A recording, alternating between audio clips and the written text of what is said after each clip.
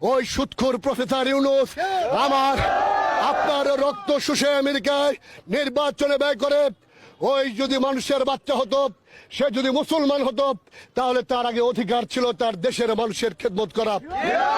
আজকে আপনারা এর সূক্ষ্ম কারণগুলো জেনে রাখুন। আগামী নির্বাচনে যদি কোনো কারণে ট্রাম্প জয়ী হয়, তাহলে হিলারির ক্ষমতা কমে যাবে, হিলারির ক্ষমতা শেষ হয়ে যাবে। আর হিলারির বন্ধু প্রফেসর ইউনূস বাংলাদেশের মানুষের রক্ত শুষে শুষে সারা পৃথিবীতে আমেরিকার তাবেদারদেরকে অর্থ সাহায্য করে, তার বাংলাদেশের রাষ্ট্রপ্রধান হওয়ার ক্ষমতা শেষ হয়ে যেতে পারে।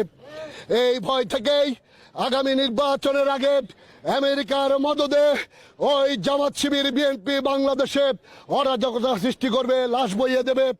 আমরা যারা বঙ্গবন্ধুর কর্মী, আমরা যারা শেখ হাসিনার কর্মী, আমরা লড়াই সংগ্রাম করে যারা এখানে এসেছি, আমরা জেল দেখেছি, বুলে গুকি নিয়েছি, হাজার হাজার নেতাকর্মী আছে যাদের গায়ে এখনো বুলেটের আঁচড় আছে, সেই কর্মীরা আমরা মাঠে আছি।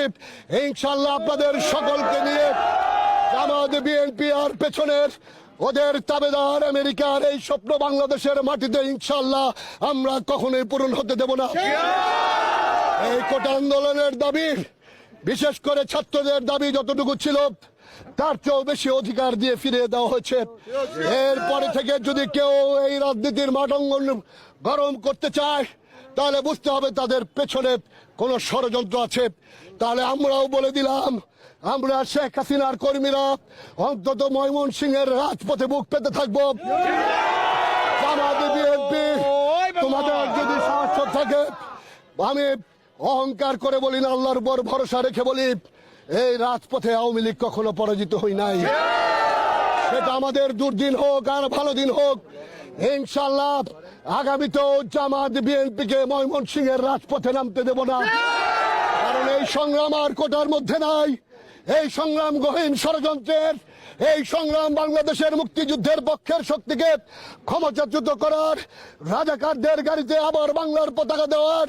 না হলে যে শিশুটি মুক্তিযুদ্ধের ইতিহাস এখনো জেনে সারেনি, সেই শিশুর ভেতরে কিভাবে ঢুকিয়ে দিল তুমি কে আমি কে, রাজাকার রাজাকার। একজন মুক্তিযোদ্ধার সন্তানের মুখ থেকে আরেকজন মুক্তিযোদ্ধার সন্তানকে কোনোদিন রাজাকার বলাবে না। এই শব্দকেই বুঝে নিতে হবে। জামাত শিবির এই আন্দোলনে ঢুকেছে এবং তারা তাদের পূর্বপুরুষ, তাদের পিতাদের পরিচয় দিয়ে আমাদের তরুণ সমাজকে পরিচিত করতে যাচ্ছে। এই জায়গা থেকে যুদ্ধের মাধ্যমে না, মোটিভেশনের মাধ্যমে আমাদের সন্তানদেরকে ফেরাতে হবে। রাজাকার বাংলাদেশের মাটিতে কতটা ঘৃণাত, কতটা আলবদর রাজাকাররা আমাদের কতটা ঘৃণার পাত্র, এই স্বাধীন বাংলাদেশে তাদেরকে আবার সেই মনস্তাত্ত্বিক জায়গায় নিতে হবে। এই মনস্তাত্ত্বিক নেওয়ার জন্য লাঠি নিয়ে মাঠে নামার দরকার নাই। আমরা যারা সমাজে বাস করি, আমাদের আশেপাশের সন্তানদেরকে শুধু মুক্তিযুদ্ধের সঠিক ইতিহাস দিলে হবে। এই প্রজন্মকে আজকে পথভ্রষ্ট করেছে হাজার হাজার লক্ষ লক্ষ সন্তান। আমি কে তুমি কে রাজাকার রাজাকার বলেছে, অথচ তারা বিশ্বাস করে তারা মুক্তিযুদ্ধে। তাদেরকে সুকৌশলে জামাতের লক্ষ লক্ষ নেতাকর্মী ঢাকা এসেছে সারা বাংলাদেশ থেকে। এই আন্দোলনের সুকৌশলে শেখ হাসিনার একটি স্পষ্ট কথাকে বিকৃত করে সন্তানদেরকে রাজাকার বলতে শিখিয়েছে। আর আমাদের শিখাতে হবে, তুমি কে আমি কে, বাঙালি বাঙালি, তোমার আমার ঠিকানা, তোমার নেতা আমার নেতা, মুক্তিযুদ্ধের হাতিয়ার বীর বাঙালির হাতিয়ার, বঙ্গবন্ধুর বাংলায় রাজাকারের ঠাঁই নাই, মুক্তিযুদ্ধের বাংলায় রাজাকারের ঠাঁই নাই। জয় বাংলা, জয় বঙ্গবন্ধু, জয় হোক শেখ হাসিনার সকল পদক্ষেপের।